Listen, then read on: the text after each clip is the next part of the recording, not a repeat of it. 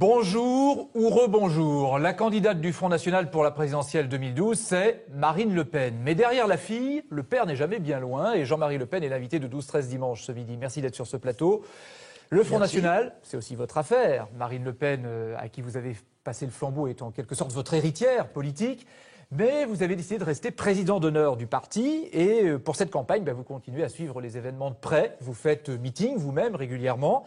Finalement, si le Front National change de tête, en tout cas pour la présidentielle, son programme change-t-il? C'est ce qu'on va essayer de voir au cours de cette émission. D'abord, la campagne électorale présidentielle qui s'accélère et notamment ce soir, Nicolas Sarkozy doit intervenir à la télévision. Qu'est-ce que vous en attendez, vous? Écoutez, je n'en attends rien, mais Monsieur le Président de la République use et abuse des moyens qui lui sont donnés, puisqu'il est le Président de la République. Il est un président candidat, demi-candidat, presque candidat. Il joue sur les deux tableaux et évidemment, il monopolise les écrans. Mais il a l'habitude, il fait ça tous les jours. Mais en attendant, Nicolas Sarkozy pourrait annoncer des réformes à quelques mois de la présidentielle. C'est un pari politique risqué quand même de sa part. C'est peut-être du courage aussi. Oui, mais il croit qu'en paraissant à la télévision, il va gagner quelques points dans les sondages. Et c'est ça, je crois, qui l'intéresse le plus. Alors, l'un des faits de la semaine, ça a été aussi les confidences de Nicolas Sarkozy qui aurait envisagé sa défaite lors d'un voyage en Guyane. Et puis cette une de Libération qui titre « Déjà abattu ». Est-ce que vous pensez que Nicolas Sarkozy est déjà abattu? Je crois qu'il est très affaibli et je pense qu'il peut l'être encore parce que je crois que les événements qui vont se dérouler dans les prochaines semaines ne sont pas de nature à renforcer la confiance que les Français peuvent avoir dans un président qui leur a beaucoup promis et qui a peu tenu. Quand vous dites les événements à venir, c'est-à-dire? Je pense l'évolution de la situation, n'est-ce pas? Tout en France va de plus en plus mal. Par conséquent, il suffit que laisser le temps passer pour que le président se trouve en face de ses responsabilités et de son bilan. Lui conseillez-vous de se représenter malgré tout?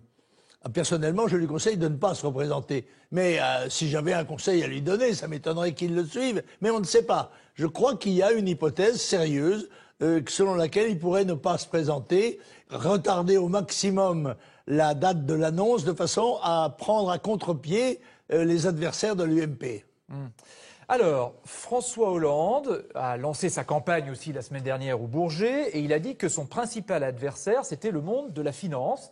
François Bayrou lui a répondu « Moi, mon ennemi, c'est le chômage. Vous, votre adversaire ou votre ennemi, c'est qui ?» L'adversaire, c'est la décadence de la France. C'est la descente aux enfers qui continue tous les jours et qu'il faudra bien stopper sous peine de voir disparaître notre pays et rendre son peuple esclave. La préoccupation numéro 1, en tout cas des Français, c'est le chômage, hein, vous l'avez noté. 150 000 demandeurs de plus en un an, plus de 4 millions d'inscrits à Pôle emploi.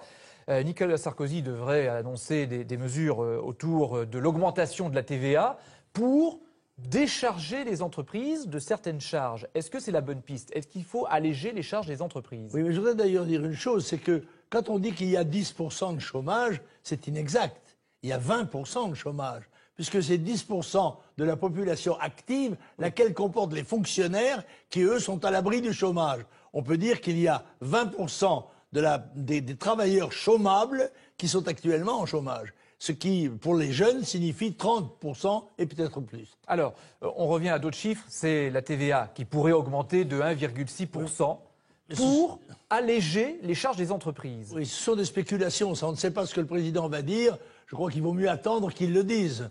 Et puis on les commentera après. Mais est-ce qu'il faut alléger les charges des entreprises? Je crois qu'il faut surtout alléger la charge des travailleurs. Parce que je crois que les salaires pèsent beaucoup dans les budgets, bien sûr, et que ceux-ci n'ont pas augmenté, et alors que la vie, elle, a augmenté. Ce dont se rendent compte, évidemment, tous les gens. Quand vous dites ça, ça veut dire qu'il faut augmenter le SMIC? Mais je crois surtout qu'il faudrait changer les choses, c'est-à-dire changer les structures. Or, tous les candidats adversaires de Marine Le Pen, en particulier les trois, Bayrou, Hollande et Sarkozy, se maintiennent dans la structure européiste et mondialiste. Or, l'originalité de Madame Le Pen, c'est que justement, elle propose de sortir de ce cadre-là qui nous étouffe et qui est le responsable, selon nous, à travers en particulier la suppression de nos frontières, de la concurrence que nous subissons très lourde et très injuste de la part de nos importateurs et qui, évidemment, aboutissent à aux délocalisations, voire aux fermetures d'entreprises. Justement, il y a une entreprise dont on parle beaucoup, c'est le Jabi, dont la production de lingerie va être délocalisée en Tunisie. Et Laurent Wauquiez, ministre, élu de la région, ainsi qu'Arnaud Montebourg, travaillent tous les deux à des solutions concrètes. Vous savez que les salariés de le Jabi, elles écoutent tous les discours, bien évidemment, mais elles veulent des solutions concrètes. Quelles solutions concrètes, vous pourriez apporter aux salariés de le Jabi? Je ne sais pas, je ne connais pas le problème. Par conséquent, je crois que c'est absurde de traiter la question générale et nationale du chômage à travers un exemple précis. Mais il est vrai qu'il est emblématique,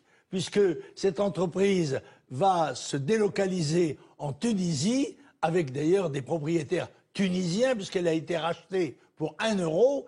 Et ceci va aboutir à un chômage dans notre pays. Et ça, c'est le vrai problème. Et tous les jours, il y a des entreprises comme celle-là. Alors évidemment, les hommes politiques vont se promener dans ces entreprises pour se montrer et pour faire croire qu'ils ont des solutions. Mais moi, je pose la question, pourquoi ces gens qui dirigent le pays depuis 30 ans n'ont-ils pas proposé les solutions préalables qui auraient empêché ces catastrophes? Donnez-nous une solution, parce que je vous posais la question tout à l'heure, est-ce qu'il faut baisser les charges des entreprises? Vous m'avez répondu, salaire des salariés. Oui, nous avons pensé, nous, qu'il valait mieux baisser les charges salariales. Et c'est en cela que Marine Le Pen a fait une proposition qui était d'ailleurs financée par une taxe en quelque sorte sociale, une taxe sur les importations, et qui permettait de donner 200 € de salaire de plus en prenant à la charge de l'État les charges salariales. Quand vous dites ça, c'est la TVA sociale finalement? Non, c'est pas tout à fait la TVA sociale, c'est autre chose. Mais quand même, c'était une première proposition qui avait, à mon avis, pour avantage de tout de suite se traduire par une augmentation des revenus de travailleurs qui avaient moins de 1,4% du salaire minimum. Et par conséquent, c'était une première mesure, ce n'est pas une mesure fondamentale. Mardi, Marine Le Pen va publier un livre dont le titre dit tout, Pour que vive la France. Et ça rejoint ce que vous disiez tout à l'heure. Dans ce livre, elle dénonce la mondialisation, la crise programmée. Mais on se demande qui est responsable de tout ça. Et Jean-Yves Camus, politologue, spécialiste des nationalismes, des extrémismes en Europe, vous pose une question. Monsieur Le Pen, bonjour.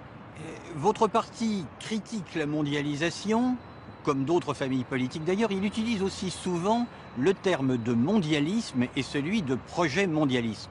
Autant la mondialisation est un état de fait, autant qui dit projet dit effectivement une origine dans l'histoire, un déroulement, un objectif et des acteurs.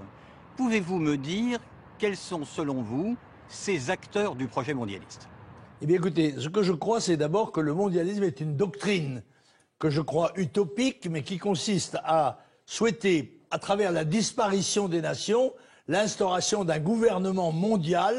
Et c'est cette conception de l'avenir que nous combattons de toutes nos forces, pensant que la nation reste le cadre le plus performant pour défendre la liberté, la sécurité, la prospérité, l'identité, la langue et la culture d'un peuple. Mais ce que demande Jean-Yves Camus, c'est qui manipule ce projet mondialiste à vos yeux? Écoutez, je crois que c'est les grands organismes qui sont connus. Il y a un certain nombre d'organisations internationales qui font la promotion de cette conception. Mais je crois que les gens qui nous dirigent sont convaincus de la bénéficité de ce projet. Quand vous dites les organisations européistes et mondialistes, l'Europe n'étant qu'une étape sur la voie du gouvernement mondial. Quand vous parlez des organisations, vous pensez à quoi? Le FMI, des choses comme ça? Non, je pense au Bilderberg, des choses comme ça, des organismes qui font la promotion du gouvernement mondial. Mais il en est chez nous. M. Attali est un partisan de ce gouvernement mondial, mais aussi M. Sarkozy, M. Hollande, ipso facto. La campagne présidentielle, on va y revenir, mais cette fois d'un point de vue plus politique. On est à 84 jours du premier tour et il y a toujours une inconnue autour de la candidature de Marine Le Pen. C'est Jérôme Dorville, chef du service politique de France 3, qui va nous aider à faire le point. Bonjour Jérôme. Bonjour Francis. Oui, une inconnue parce que c'est vrai, Marine Le Pen est en meeting aujourd'hui à Perpignan. Elle est en meeting chaque dimanche. Mais sera-t-elle vraiment sur la ligne de départ pour la campagne officielle le 20 mars? Question. Bonjour Jean-Marie Le Pen. Bonjour. Marine Le Pen est donc créditée entre 17 et 20% des intentions de vote. Oui, même 21 et 30. Dans les sondages. 30, vous y allez fort. Non, 21-50, pardon. Ah bon, 21,5, voilà, dans les sondages. Mais selon elle, elle n'a toujours pas les 500 parrainages nécessaires pour être candidate réellement. Pouvez-vous nous dire aujourd'hui où vous en êtes? Mais je crois que le problème reste posé, puisque nous n'avons pas les 500 signatures. Vous en avez combien aujourd'hui? Mais j'en sais rien, c'est pas moi qui en fais le décompte, mais c'est entre 300 et 400 pour l'instant, je pense, parce que nous avons mobilisé tous nos effectifs pour essayer de faire les visites de maires, mais nous nous heurtons à une attitude générale, pratiquement, des maires de France qui font la grève parce qu'ils considèrent que cette obligation qui leur est faite ne leur amène que des soucis et par conséquent ils se retranchent, ils refusent ce devoir civique qui leur a été imposé par la loi et d'une façon parfaitement d'ailleurs que je considère comme inconstitutionnelle, puisqu'aussi bien l'élection doit se dérouler, toutes nos élections, au scrutin secret. Or l'élection présidentielle, elle est composée de deux parties indissociables. L'une au scrutin secret, celle où les électeurs vont voter, et l'une préalable, mais encore une fois nécessaire, celle des signatures, qui, elle, est rendue publique. C'est la publicité qui est en cause et que nous avons attaquée devant le Conseil constitutionnel. Monsieur Le Pen, si Marine Le Pen n'avait pas ces 500 signatures, quelle serait votre réaction? Quelle serait la réaction du Front National? Je crois que c'est surtout ce qu'il faut se demander, c'est quelle serait la réaction des électeurs français. Je crois que ça signerait nettement la condamnation définitive de M. Sarkozy. Je crois qu'il serait battu de ce fait, de ce simple fait, mais aux yeux de l'opinion mondiale, de quoi aurait l'air le pays des droits de l'homme si un candidat qui représente 20% d'intention de vote ne pouvait pas être candidat pour une formalité administrative. Est-ce que vous appelleriez vos militants, vos sympathisants à manifester, par exemple? Non, mais je n'en sais rien, je ne sais pas ce que nous ferons. D'ailleurs, j'espère que nous n'aurons pas à le faire. J'espère qu'il y aura suffisamment de maires dans ce pays pour avoir le courage de remplir l'obligation administrative qui leur a été imposée par la loi. Il y a, je crois, 42 000 signataires possibles. Il est extravagant qu'une candidate comme Marine Le Pen, et quelques autres d'ailleurs, ne puissent pas se présenter. Monsieur Le Pen, on observe la campagne de votre fille et on s'est rendu compte qu'elle parlait beaucoup moins qu'avant de l'immigration, des problèmes d'insécurité, qui étaient vos thèmes fondamentaux. Est-ce que vous regrettez cette évolution?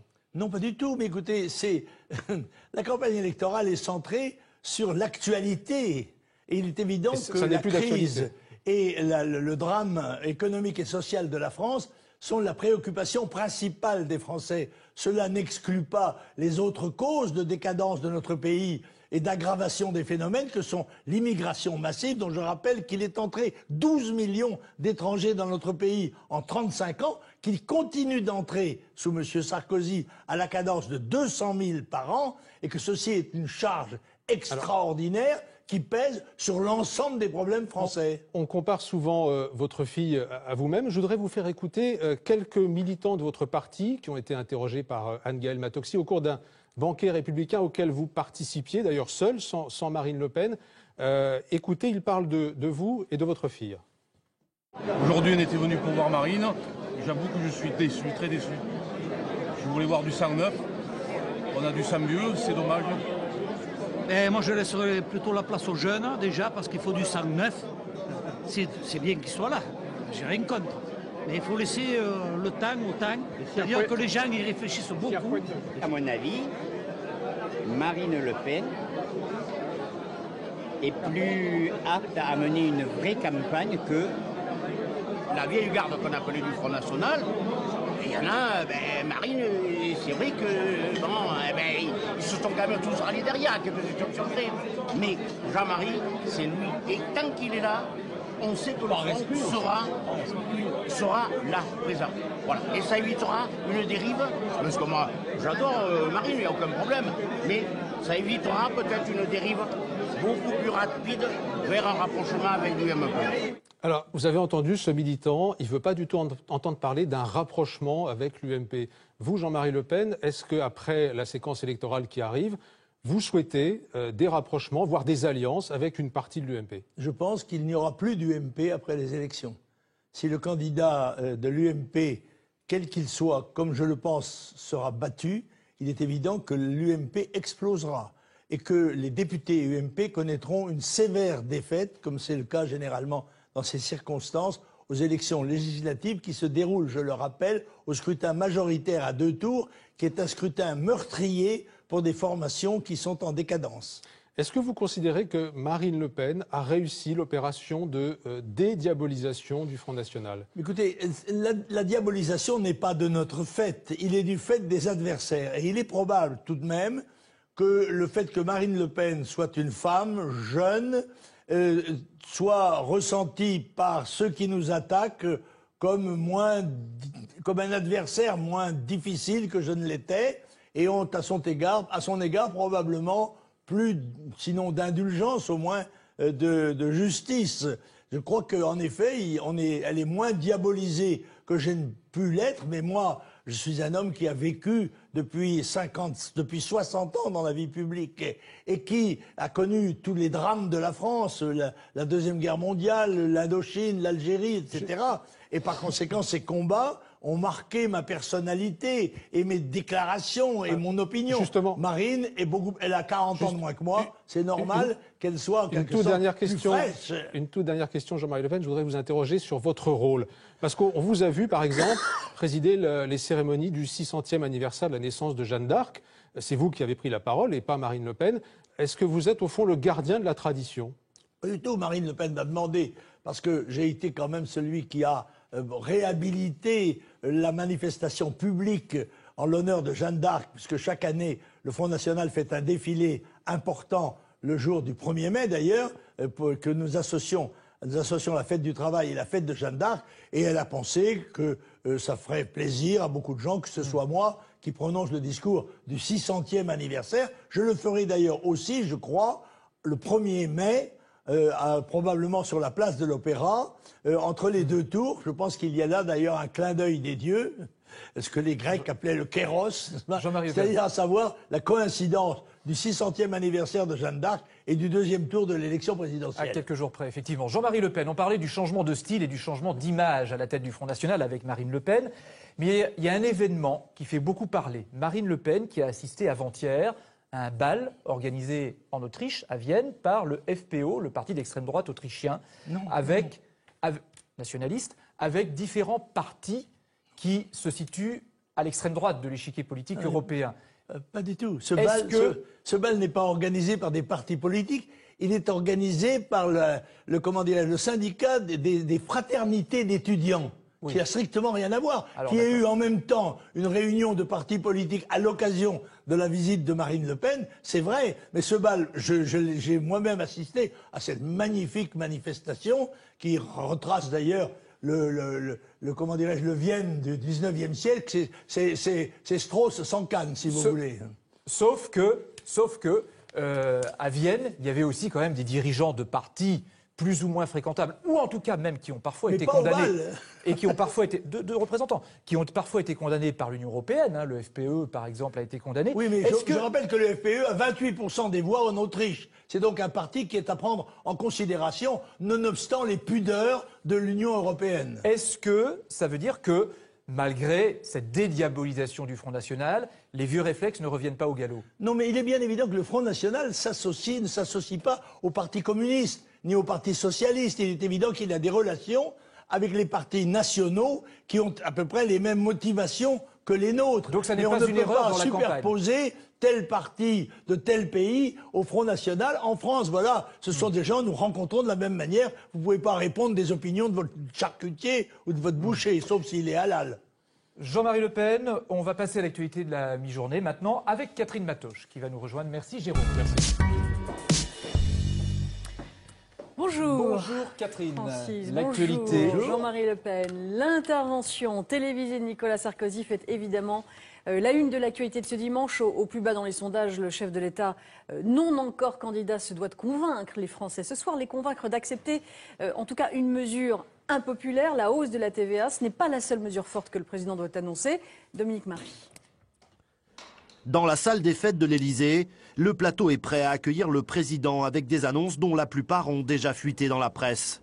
Première d'entre elles, l'augmentation de la TVA. De 19,6%, elle passerait à près de 21,2% pour la plupart des produits courants. Elle rapporterait près de 11 milliards d'euros à l'État pour permettre d'abaisser le coût du travail. Objectif, doper la compétitivité française en réduisant les charges sur les salaires.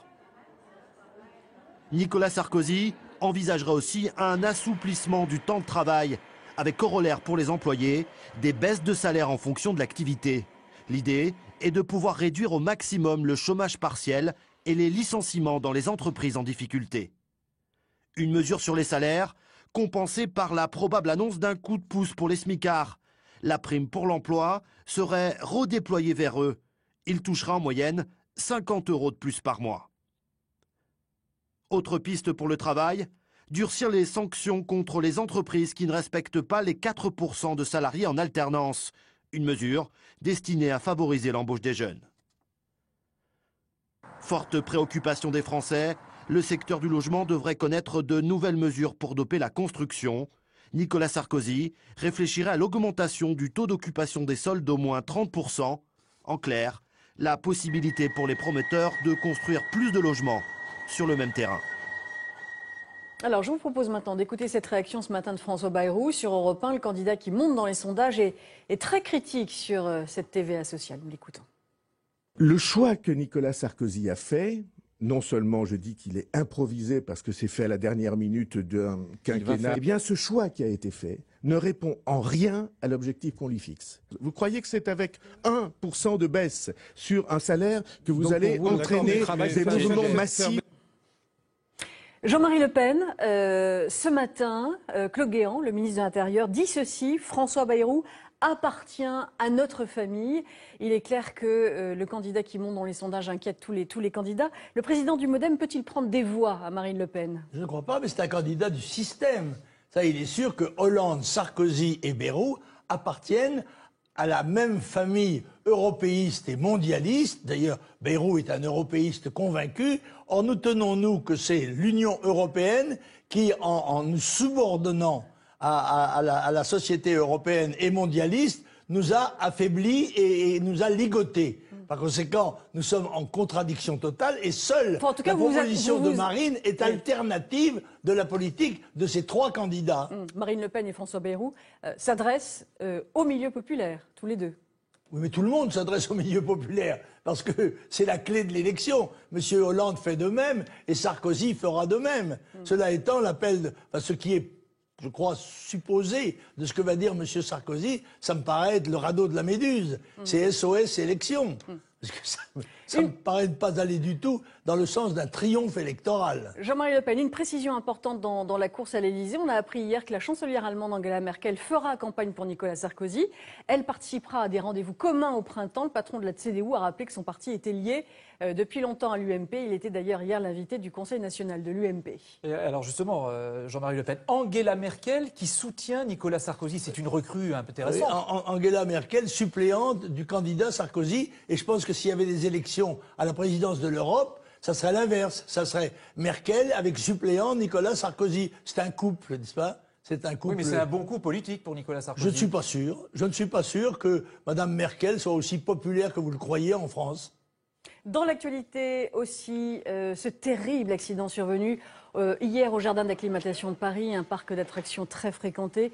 Une petite fille de 8 ans s'est retrouvée étranglée par sa propre écharpe qui s'est prise dans le mécanisme d'un manège. Elle a sombré dans le coma. Un sapeur-pompier ainsi qu'un médecin sur place avec leur famille sont aussitôt intervenus. Les secours sont arrivés très vite, mais ce matin, la fillette se trouve entre la vie et la mort. Cet accident était arrivé à Isadora Duncan, n'est-ce pas, qui avait été étranglée comme ça à Nice, je crois, par son écharpe qui s'était prise dans une roue de voiture.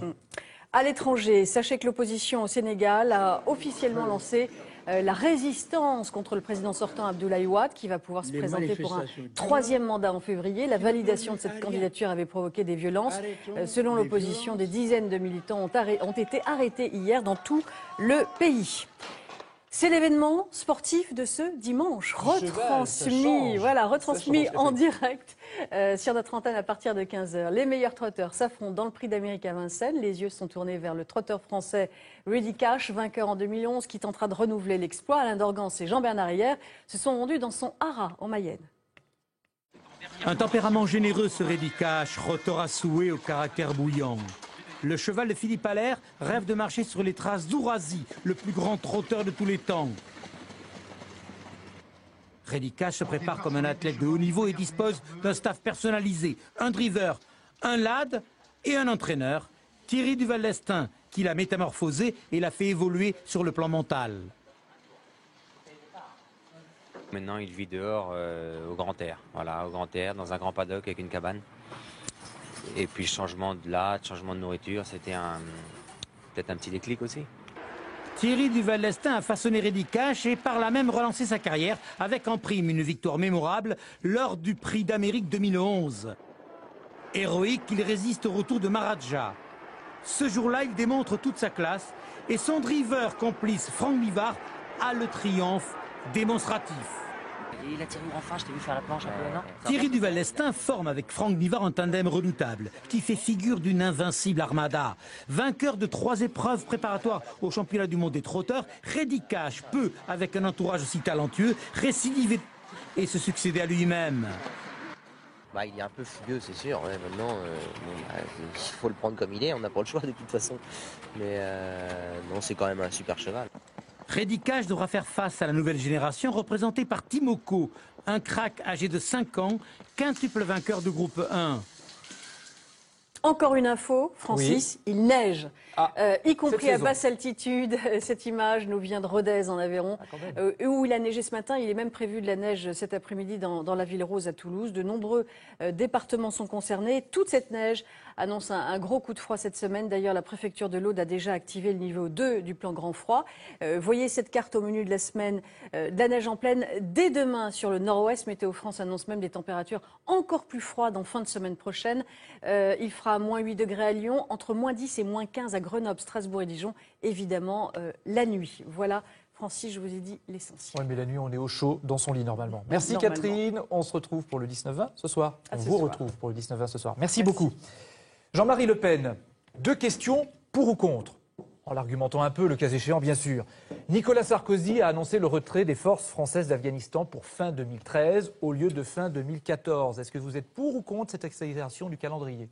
Je suis pour. Je souhaiterais même qu'il le fasse avant 2012. Parce que je crois que la décision a été prise d'abandonner l'Afghanistan dans laquelle on est allé se mettre comme dans un guêpier. Et que plus tôt nous partirons, mieux ça vaudra. Parce que je crois que ceux qui partiront les derniers auront du souci à se faire. C'est un peu comme au restaurant, c'est le dernier qui part qui paye, n'est-ce pas? Une question de société maintenant. Dans son programme, François Hollande propose de rouvrir le débat sur la fin de vie, l'euthanasie. Est-ce que vous êtes pour ou contre l'euthanasie? Je suis contre l'euthanasie.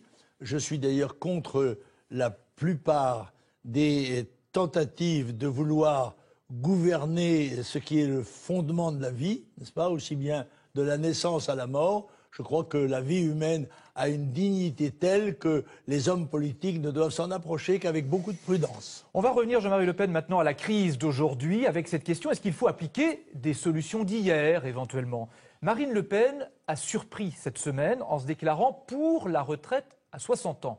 En 2007, quand vous faisiez campagne pour la présidentielle, vous étiez pour la retraite à 65 ans. Pourquoi ce revirement? Oui, ben je ne sais pas s'il faut demander ça à Marine Le Pen. Oui, enfin, vous êtes président d'honneur du Front National. Elle a sorti ça de la condition des 40 annuités, n'est-ce pas? Et c'est la combinaison des 2 chiffres qui, je crois, peut donner la ligne politique. Mais c'est à Marine Le Pen qu'il faut poser cette question. Ça veut dire que vous n'êtes pas convaincu par cette proposition? Je ne sais pas, je ne l'ai pas étudiée dans son détail, mais ce que je sais, c'est que il me semble qu'il faut tenir compte tout de même de l'allongement de la vie et par conséquent de l'augmentation considérable des prestations de retraite, et il faut bien les financer. Donc pour vous, 65 ans, ça serait le meilleur âge. Mais je pour crois, vous, là je ne parle pas de Marine Le Pen, je parle de vous. C'est mon point de vue, il peut se produire des situations dans lesquelles je ne sois pas tout à fait en accord avec Marine Le Pen. Et c'est le cas là sur la retraite? Bien, c'est possible, oui, je ne sais pas. A priori, comme ça, à première vue, oui, puisque moi je proposais 65 ans et qu'elle propose 60 ans,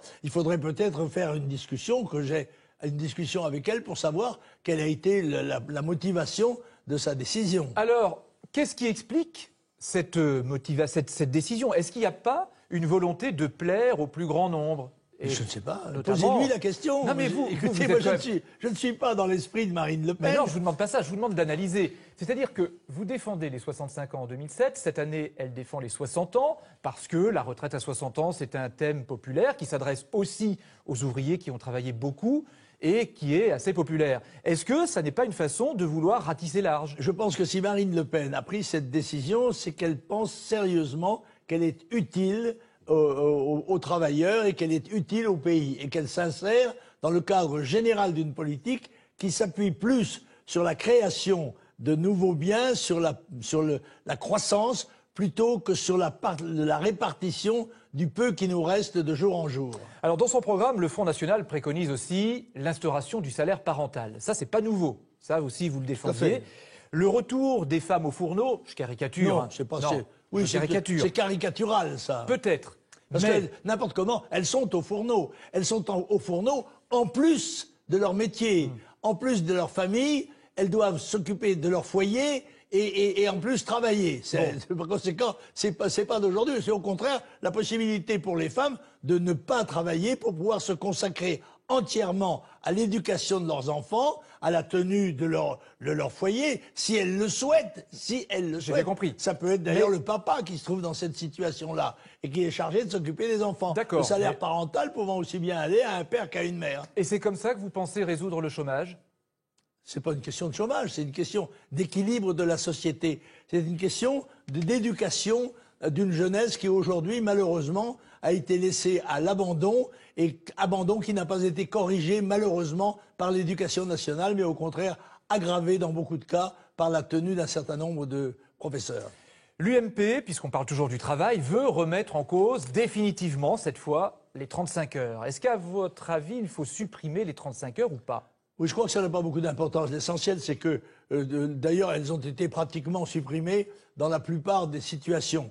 Je crois que c'était une sottise sans nom, c'était une erreur grave, une mesure démagogique qui a eu des conséquences dramatiques, mais celles-ci se sont progressivement effacées par les accords qui se sont noués, et par conséquent, la question est moins prégnante qu'elle ne l'était au moment où le gouvernement de M. Sarkozy aurait très bien pu annuler la décision du gouvernement précédent. L'un des grands arguments aussi du Front National face à la crise, c'est d'abandonner l'euro. Vous nous en avez parlé un tout petit peu avant, pour revenir au franc.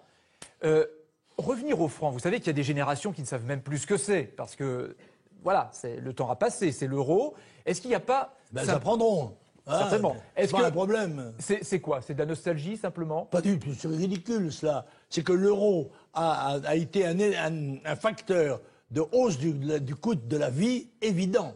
On sait très bien, et il est un des freins considérables à l'exportation des produits français. Il est surévalué, et comme la banque, la BCE, ne l'a jamais dévalué, ne l'a jamais remis à la place qu'il devrait avoir, eh bien, il a contribué à étrangler l'économie française. Sauf que pendant que la France a des difficultés et perd son triple A, l'Allemagne, elle est en haut du panier. Est-ce qu'il y a un modèle allemand? Mais pour d'autres, oui, je pense qu'il y a peut-être un modèle allemand. Je vous rappelle quand même que l'Allemagne est un cercueil en or, en ce sens qu'elle a une natalité très basse et que par conséquent, si elle a fait des performances, ça ne sera qu'à échéance, ce sera remis en cause. Je rappelle que la Russie, par exemple, perd 1 million d'habitants par an. Toute l'Europe ne fait pas assez d'enfants dans un monde qui explose et qui est passé de 1 à 7 milliards d'habitants en un siècle et demi. Pour terminer, je voudrais évoquer avec vous un succès de cinéma. Intouchable, le film. Vous le connaissez? Vous êtes allé voir? Oui, j'en ai vu la publicité. D'accord. Et quelques extraits à la télévision. C'est l'image d'une France solidaire, finalement, un handicapé, quelqu'un d'un milieu favorisé, un jeune des banlieues qui vient à son aide. C'est l'image de la France solidaire. Et finalement, les gens y adhèrent. Est-ce que ça n'est pas ça que les gens veulent? Ce qu'on veut dire, c'est que la France, c'est l'infirme qui se trouve dans le fauteuil et qu'il va falloir tabler sur l'aide que vont nous apporter les jeunes des banlieues et l'immigration en général. Je ne souscris pas du tout à cette manière de voir. Je crois que c'est un film, c'est un roman, il faut le prendre comme tel et pas du tout comme un exemple futur. Parce que ça serait dramatique si la France était dans l'état de ce malheureux handicapé. Merci Jean-Marie Le Pen d'être venu sur le plateau de 12-13 dimanche, notre magazine politique. L'essentiel de ce magazine est à retrouver sur le site spécial présidentiel de France Télévisions, francetv.fr/2012. Bon après-midi, puis je vous donne rendez-vous ce soir à 22h15 pour Soir 3. Nous reviendrons largement sur les annonces et les interventions attendues de Nicolas Sarkozy avec mes invités Nathalie Kosciusko-Morizet et Pierre Moscovici. Bon après-midi, à ce soir, merci.